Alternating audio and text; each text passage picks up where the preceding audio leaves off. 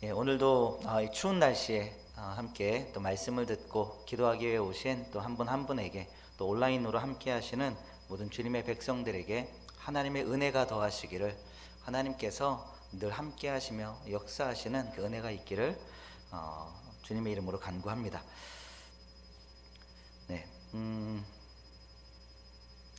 여러분, 걱정과 근심을 하게 될 때 우리 몸이 반응을 합니다. 걱정, 근심할 때 혹시 우리 몸이 어떻게 반응하는지 혹시 아십니까? 표면적으로 금방 느껴지는 것은 뭐냐면요, 어깨나 목 근육이 굉장히 뻣뻣해집니다. 근심 걱정을 많이 하면 몸이 굳어지죠. 그리고 좀 더 심해지면 메스껍거나 구토를 하기도 하고, 그리고 장이 굉장히 안 좋아집니다. 저도 이렇게 걱정을 많이 하면, 스트레스를 많이 받으면 장 쪽으로 많이 오는 사람 중에 하는데요. 그래서 설사나 변비가 유발되기도 하죠. 그리고 더 이렇게 내면적으로 이렇게 살펴보면 신경계가 자극이 많이 된다고 합니다. 그래서 걱정을 너무 많이 하면 신경계를 자극해서 스트레스 호르몬을 굉장히 많이 분출을 하게 한다고 합니다. 근데 그 스트레스 호르몬이 분출이 되면 여러 가지 문제들을 발생시키는데요. 그 중에 대표적인 것 중에 하나가 혈당을 올린다고 해요. 사람의 혈당이 올라가게 되면, 사실 이 혈당이라고 하는 것은 바로 사용하지 않으면 이렇게 몸에 축적이 되는데, 마르거나 건강한 사람인 경우에는 별 문제가 없지만 체중이 많이 나가거나 당뇨가 있는 사람들의 경우에 혈당이 이렇게 올라가 버리면 건강에 굉장히 큰 문제가 오기도 합니다.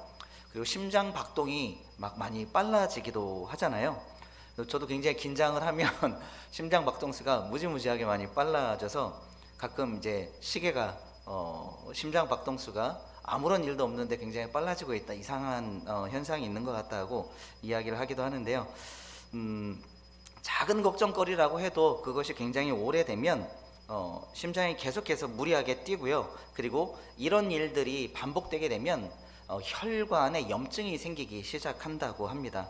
그래서 그 혈관 벽에 여러 가지 노폐물이 쌓이기도 하고 문제가 발생을 한다라고 합니다. 여러분, 우리가 근심 걱정 이것을 참 완전히 떨쳐버리고 살아가기가 쉽지 않은 것 같습니다. 오늘 본문에서 굉장히 특징적인 단어가 나오는데, 그것은 수심 혹은 근심입니다. 수심이라고 쓰기도 하고 근심이라고 쓰기도 하는데, 1절에서부터 3절까지에 보면 제가 노란색으로 이렇게 표시를 했는데요. 느헤미야가 내가 왕 앞에서 수심이 없었다라고 하는데, 근데 이전에는 수심이 없었는데 지금은 얼굴에 수심이 되게 많았다라고 이야기하고, 그리고 왕은 왜 그렇게 근심이 많으냐라고 하고, 이제 느헤미야가 제가 고향에 이러한 일이 벌어졌는데 어떻게 제 얼굴에 수심이 없겠습니까? 수심 혹은 근심으로 썼는데 원어로는 동일한 단어를 쓰고 있습니다. 슬픔, 걱정, 혹은 이 단어의 의미는 악함, 죄, 이런 의미하고도 연결이 되어 있는데요. 이 느헤미야가 굉장히 큰 수심에 잠겨 있었다는 것을 오늘 본문이 기록하고 있습니다. 성경은 근심 자체가 없는 삶을 살라고 그렇게 말씀하지는 않습니다. 사람에게 때로 근심이 있다는 것을 성경은 인정합니다.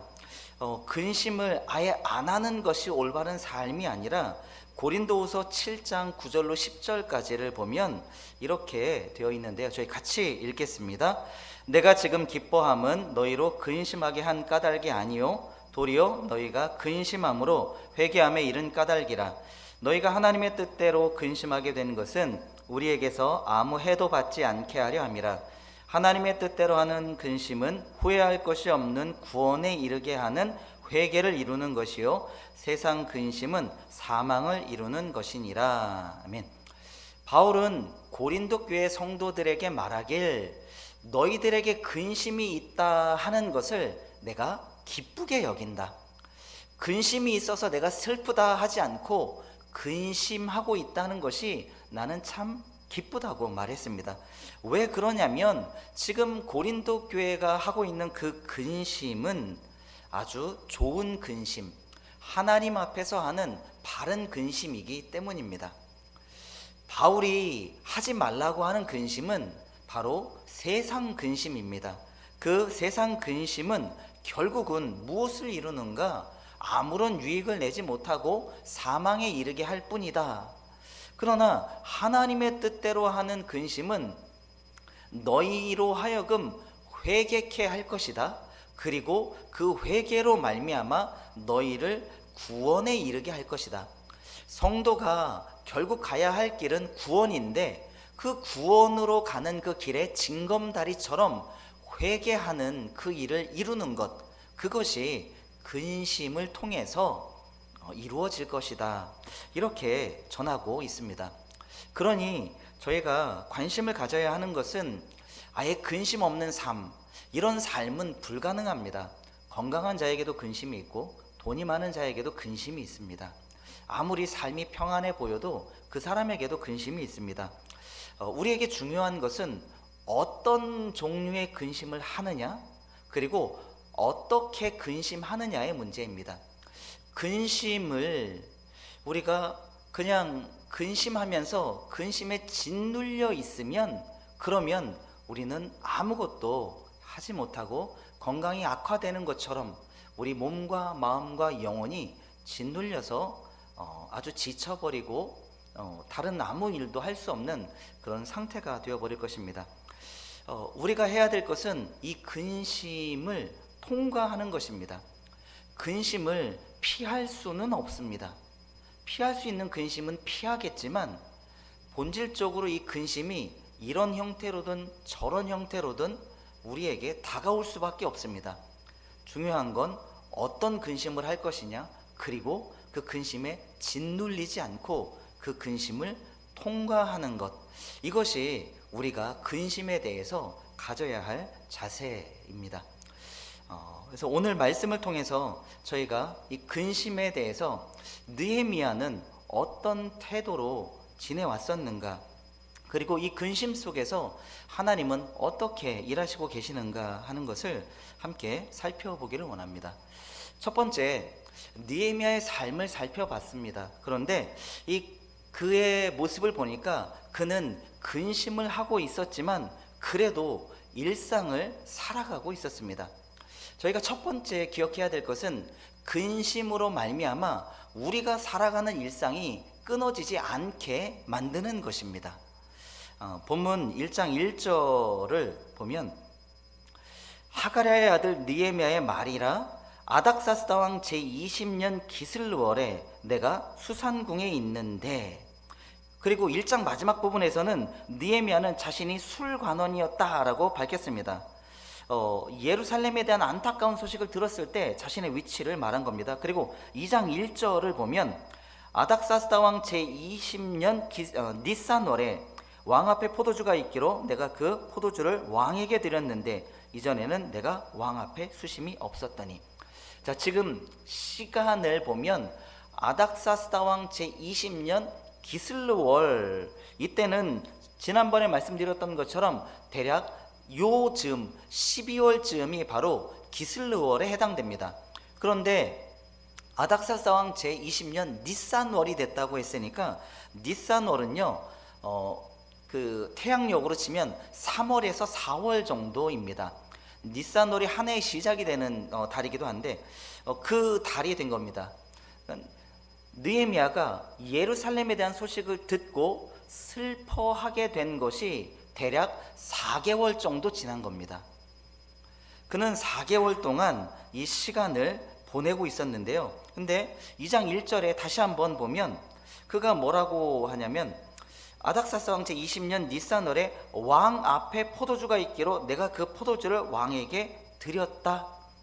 그냥 일상적으로 지나가는 말 같지만 그는 원래 자신의 직업이, 자신이 부여받은 그 일이 술관원이었고 지금 3, 4개월 동안 시간이 지났는데, 그리고 그는 커다란 근심 속에 있는데 여전히 왕의 술관원으로서 그 일을 행하고 있었다는 것을 기록합니다. 여러분, 근심할 때 사람들이 자신의 일상을 놓치는 경우가 굉장히 많습니다. 문제에 함몰되기 때문입니다. 다르게 말하면 문제를 너무 크게 생각해서 문제에 함몰되는 겁니다. 문제보다 더 크신 하나님이 계시다는 그 사실을 놓쳐버리고 그 문제에 휘말려 버리게 되죠. 저희가 이 근심할 때 우리의 일상을 놓치지 말아야 된다라고 하는 것을 성경 다른 곳에서도 이야기를 해주고 있는데요. 예레미야 29장 4절로 7절까지 말씀인데 제가 한번 읽어보겠습니다. 만군의 여호와 이스라엘의 하나님께서 예루살렘에서 바벨론으로 사로잡혀 가게 한 모든 포로에게 이와 같이 말씀하시니라. 너희는 집을 짓고 거기에 살며 텃밭을 만들고 그 열매를 먹으라. 아내를 맞이하여 자녀를 낳으며 너희 아들이 아내를 맞이하며 너희 딸이 남편을 맞아 그들로 자녀를 낳게 하여 너희가 거기에서 번성하고 줄어들지 아니하게 하라. 너희는 내가 사로잡혀 가게 한 그 성읍의 평안을 구하고 그를 위하여 여호와께 기도하라. 이는 그 성읍이 평안함으로 너희도 평안할 것임이라.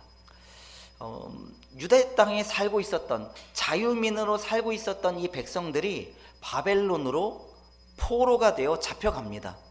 그런데 하나님께서 그렇게 포로로 붙잡혀가는 백성들에게 말씀하신 내용이 너희는 그 땅에 붙잡혀 갔을 때 그때 일상을 살아라 이렇게 말씀하십니다. 결혼을 하고 자녀를 낳고 밭을 일구고 집도 세우고 그렇게 하루하루 주어진 삶을 살아가라고, 그리고 그 땅 바벨론 땅에 평안이 있기를 위해서 기도하라는 겁니다. 우리가 이 땅에서 일상을 살아가듯이 그 땅에서 일상을 살아내라는 그 이야기를 전하고 있습니다. 우리는 무언가 근심이 쌓였을 때 결사적으로 무언가를 해야 되지 않을까? 무언가 내가 만들어내야 되지 않을까? 라고 하는 무언가 내 안에서 일을 해야 된다라는 그 압박, 이런 그 도전들을 많이 받는 것 같습니다. 그러나 먼저 우리가 해야 될 일은 주어진 삶에서 하나님의 또 다른 사인이 있기 전까지는 그 삶을 살아가는 겁니다. 그 삶을 그대로 붙들고 그 자리에 있는 겁니다. 아직까지 하나님의 뜻은 느헤미야가 아닥사스다 왕의 술관원으로 살아가는 것입니다. 그게 하나님께서 그를 부르신 이유와 목적입니다. 하나님께서 그를 부르신 그 일상적인 삶, 하나님께서 그를 거기로 보내셨고 거기에서 순종하게 하셨고 거기에서 그 삶을 살게 하셨습니다. 아무런 의미도 없고 목적도 없고 혹은 고향에 있는 사람들에게 무슨 도움이 될까 하는 생각이 들지도 모릅니다. 그러나 그 자리에서 버티고 시간을 이겨내는 겁니다. 젊은 시절에 내가 마음에 들지 않는 회사에 있다고 하면, 내가 비전을 가지고서 내가 발전할 것 같지 않은 그 장소에 내가 놓여져 있다면 마음이 굉장히 답답할지 모르겠습니다. 나는 더 큰 일을 해야 되는데, 나는 더 나은 것을 배워야 하는데, 그래서 지금 현재 처해 있는 그 일상을 성실하게 살아내지 못하고 어디로 갈까, 어디로 옮길까, 무엇을 할까 하는 그 고민으로 시간을 채우는 경우가 많습니다. 그러나 우리가 살아야 될 그 일상의 삶, 하나님이 그 자리에 이유가 있어서 그 자리로 보내신 겁니다.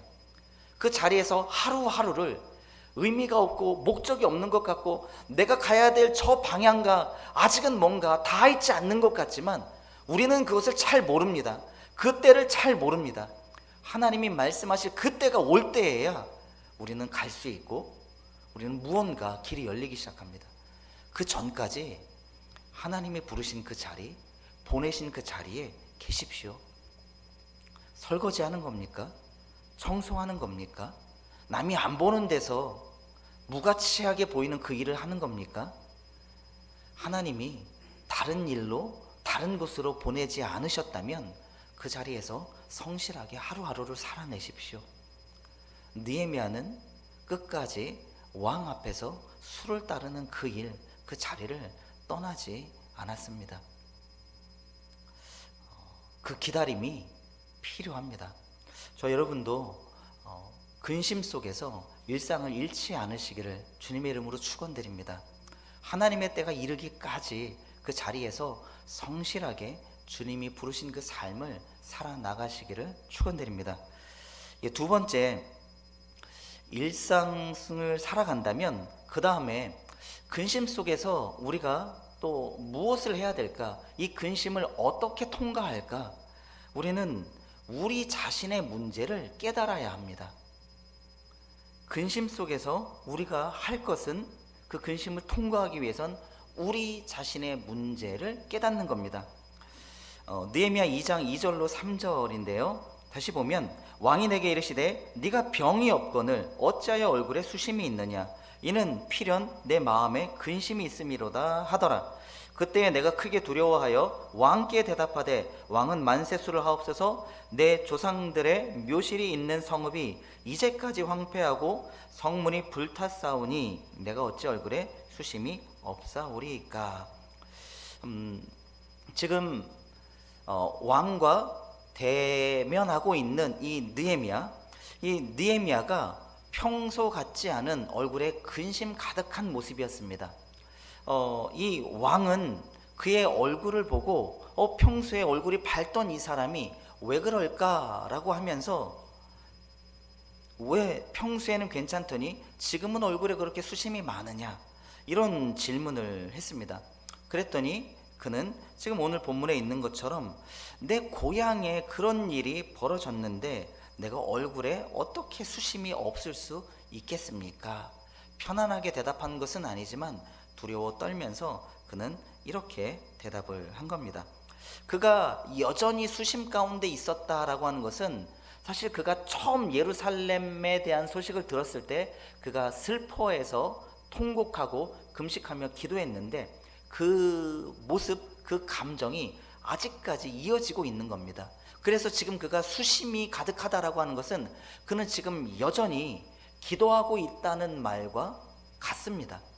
그는 단지 걱정만 커진 게 아니라 처음에 그 걱정과 함께 기도를 시작했던 것처럼 지금 그 수심이 가득한데 그는 그 수심 가득한 모습과 함께 기도하고 있는 겁니다. 왕 앞에 자기의 이제 필요한 것을 담대하게 말하는 그 순간에도 그는 하늘의 하나님께 묵도하고 기도하는 모습을 보였습니다. 계속 그는 기도했거든요. 그가 1장 6절에서도 기도했던 것 이미 말씀을 드렸습니다.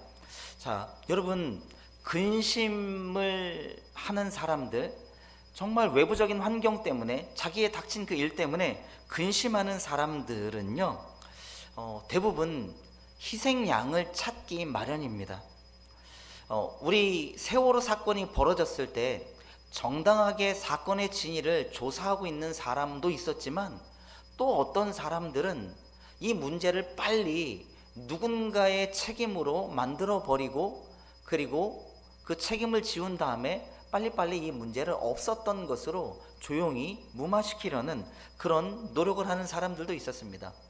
다른 이태원 참사나 이런 일이 있었을 때에도 한쪽에서는 무언가를 바르게 한다 하지만 또 한쪽에서는 이 사람이 잘못이야, 저 사람이 잘못이야, 시스템이 잘못이야 하면서 무언가를 찾아내고 거기에 책임을 돌리기도 합니다. 느헤미야가 했던 일은요, 그가 계속해서 그 수심 가운데 있었지만 그는 자기 자신이 죄인이다라고 하는 그 사실을 끝까지 붙들고 기도했습니다. 그가 그렇게 기도했다라고 하는 것이 성경에 문맥적으로 명확하게 써 있지는 않더라도 나중에 흘러간 그 사건을 보면 그가 자기 자신이 정말 죄인이구나, 나와 내 아버지의 집, 내 조상의 집이 나와 함께 큰 죄를 하나님 앞에 범했구나, 그가 자신의 문제를 가지고 씨름하고 있었다는 것을 간접적으로 확인할 수 있습니다. 그게 어떤 부분이냐면요, 그 근심 속에서 나는 그래도 큰 연관이 없고 잘못이 없다라고 생각하는 사람은 그 현장, 그 사건에 맞닥뜨렸을 때 누군가의 잘못을 지적하고 이건 이래서 잘못이고 저 사람이 잘못했고 그렇게 누군가의 죄를 지적합니다. 그런데 느헤미야의 모습을 보면 그는 자기가 그 사건의 현장, 근심의 현장으로 갔을 때 분명히 그 예루살렘에 잘못한 사람들이 많이 있었습니다. 게으른 사람들이 많이 있었습니다. 자기의 책임을 외면한 사람들도 많이 있었습니다. 자포자기하고 절망한 사람들이 많이 있었습니다. 그러나 그들을 붙잡고 너희가 왜 이렇게 못났냐? 너희가 왜 이렇게 잘못했냐? 너희가 왜 이렇게 문제가 많냐? 나는 기도했다. 나는 올바르다. 이렇게 이야기하지 않았다는 겁니다. 정말 자신의 문제로 알고 있었고 정말 자신의 문제라고 하면서 씨름하며 기도하고 있었기 때문에 그래서 그 마음으로 기도하고 3, 4개월을 준비하고 있었기 때문에 잘못이 있는 그 사람들을 만났을 때 그들의 잘못이 두드러지게 보이기보다 이건 나와 내 아버지 집의 문제이기도 하다. 하나님 앞에서 이 문제를 해결해야 되겠다라는 마음을 먹고 이끌어 갈 수 있었던 겁니다. 우리가 근심 속에서 희생양을 찾는 것은 우리의 일이 아닙니다. 제가 남아프리카 공화국 가서 처음에 신앙생활을 할 때 케이프타운 한인교회라고 하는 곳에서 신앙생활을 했습니다. 2002년도 말에 가족들과 함께 갔었는데요. 근데 그 교회에 정착하면서 저는 그 교회 분위기에 잘 적응할 수 없었습니다. 제가 이전에 신앙생활을 했던 교회는 은사 중심의 교회였습니다. 성도들의 한 90%가 방언으로 기도하고 정말 조용히 기도하는 분은 한 분도 없을 정도로 그렇게 소리 지르면서 시끄럽게 기도하는 그런 교회에서 신앙생활을 했습니다. 그리고 나서 케이프타운에 있는 교회를 갔는데 그 케이프타운에 있는 교회에서 기도할 때에는 얼마나 조용한지 정말 거짓말이 아닌데요. 그 현지 교회를 빌려서 썼는데 마룻바닥이었어요. 근데 거기에 바퀴벌레가 있거든요. 바퀴벌레가 진짜 커요. 막 이따만해요. 근데 교회에서 기도할 때 얼마나 조용한지 바퀴벌레가 걸어다니는 소리가 그게 들리더라고요. 바퀴벌레 걷는 소리 들어보셨나요? 저 그게 들려서 깜짝 놀랐어요. 그런 정도로 조용했어요. 저는 마음속에 어떻게 교회가 이렇게 기도할 수 있지? 어떻게 이게 기도라고 할 수 있나? 라고 하면서 그들을 정죄하고 바른 기도는 이런 게 아니야 라고 하면서 제가 어느 날부터 마음을 딱 정하고 고래고래 소리를 지르면서 기도하기 시작했어요. 사람이 하나님 앞에 조용히 묵상하며 기도할 수 있다? 그것도 하나님 앞에 고백이며 신앙이다라고 하는 그런 생각을 안 하고 내가 신앙생활 해왔던 그 전통에 갇혀서 그것을 가지고서 정죄하고 판단했던 겁니다. 교회와 하나 돼야 하고 교회의 그 공동체로서 그 안에서 제가 은혜를 받고 해야 되는데 정죄하는 마음을 가지고 들어간 겁니다. 근심 속에서 저희가 무엇을 해야 할까요? 근심 속에서 희생양을 찾는 것이 아니고 근심 속에서 우리는 우리 자신이 얼마나 죄인인지를 바라봐야 합니다.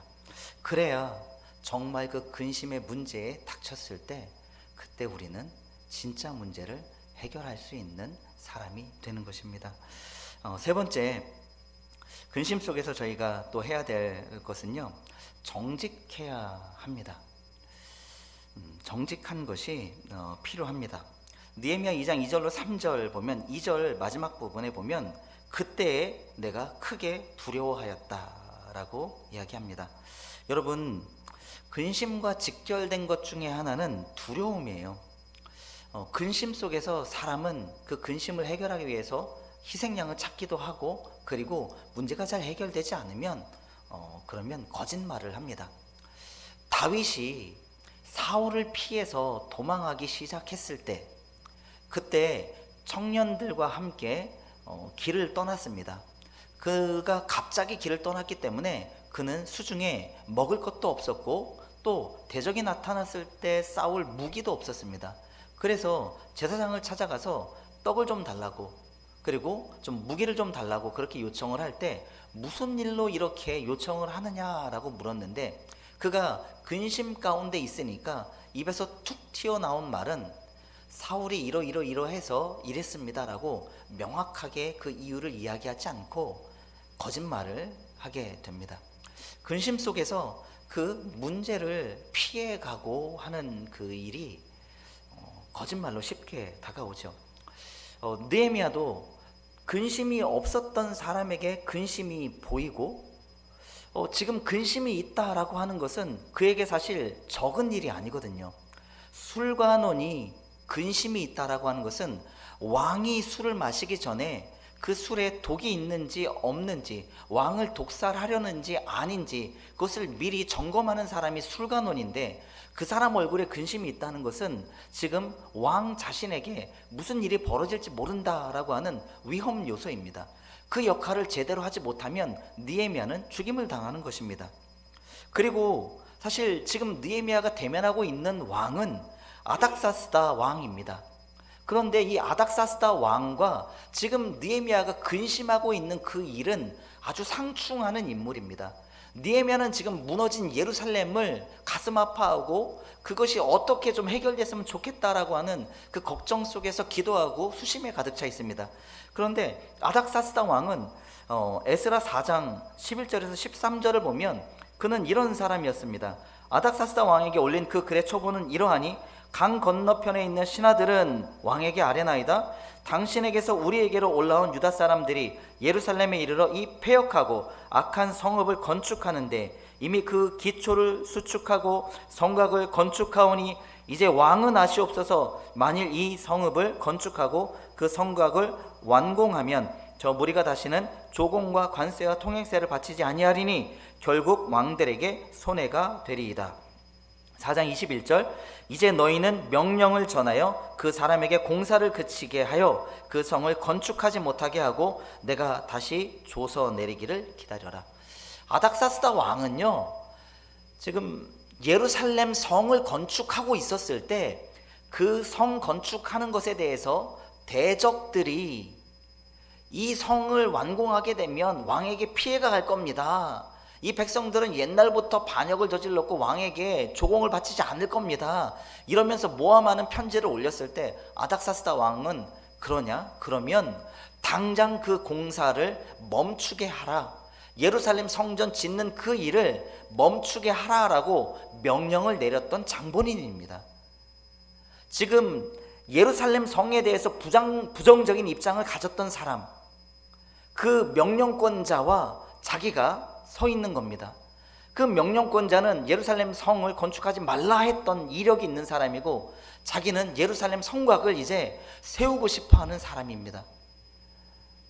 그러니 그가 두려워하지 않을 수 없었겠죠.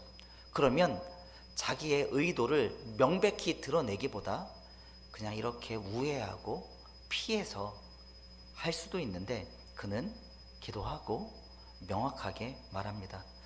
제가 얼굴에 스심이 없을 수 없는 상태입니다. 예루살렘 때문에 제가 너무 가슴이 아픕니다.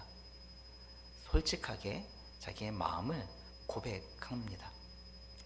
여러분, 거짓말이 굉장히 쉬운 길로 우리에게 다가올 때가 참 많습니다. 그런데 하나님이 우리에게 말씀하시는 길은 정직입니다.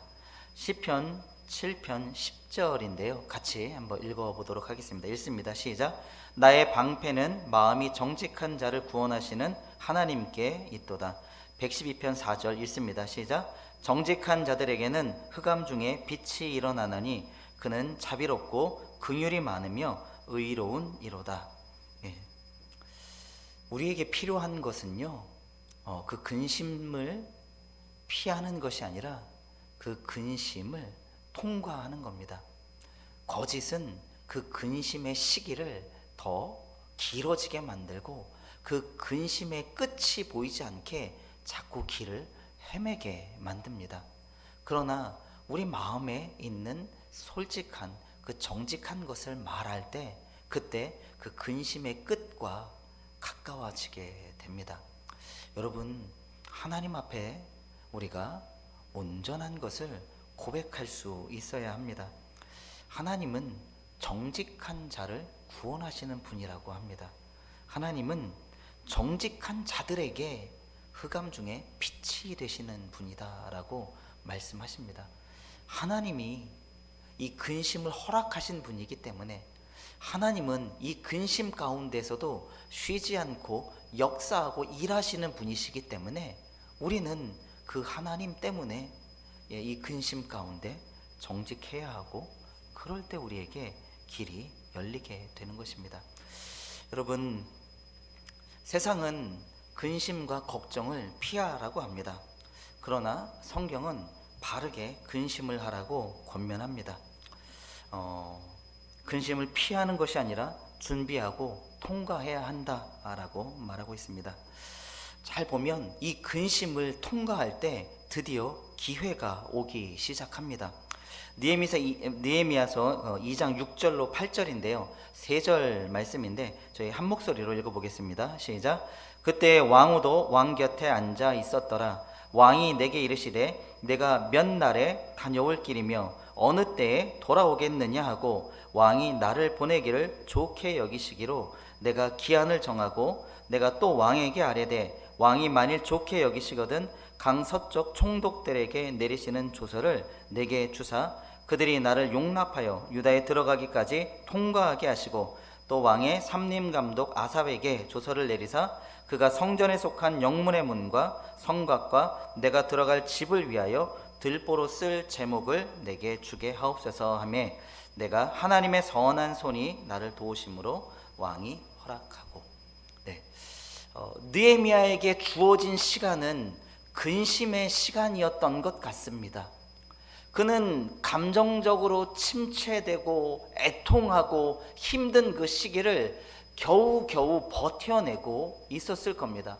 아무 일도 할 수 없는 자신의 그 연약함 때문에 굉장히 마음 아팠을지 모르겠습니다.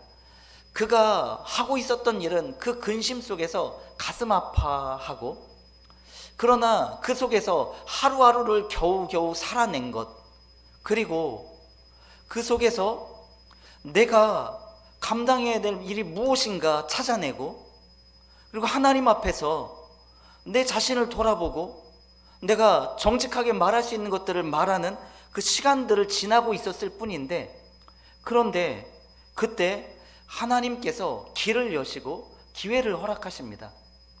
내가 도저히 행할 수 없는 그 일, 내가 그 땅까지 갈 때 안전하게 갈 수 있는 그 길이 나에게는 없는데 왕으로부터 그 길을 안전하게 갈 기회가 주어집니다.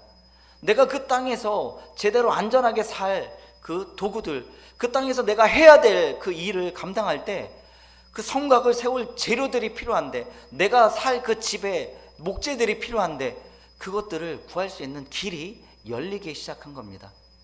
우리의 한 일은 그 근심을 겨우겨우 버텨내고 그 안에서 하루하루를 버텨내는 그 일뿐이었는지 모르겠습니다.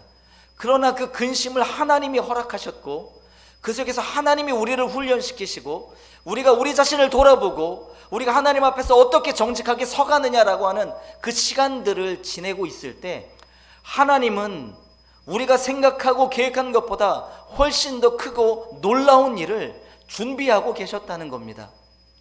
그리고 여기에서 한 발짝 더 나아가서 느헤미야 2장 10절을 저희 같이 읽겠습니다. 2장 10절입니다. 시작. 호론 사람 산발락과 종이었던 암몬 사람 도비아가 이스라엘 자손을 흥황하게 하려는 사람이 왔다 함을 듣고 심히 근심하더라.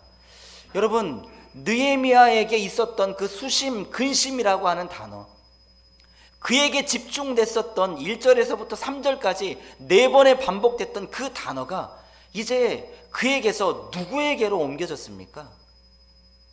느헤미야에게 있었던 그 근심이 암몬 사람 도비아에게, 호론 사람 산발랏에게, 그들에게 그 근심이 옮겨갑니다.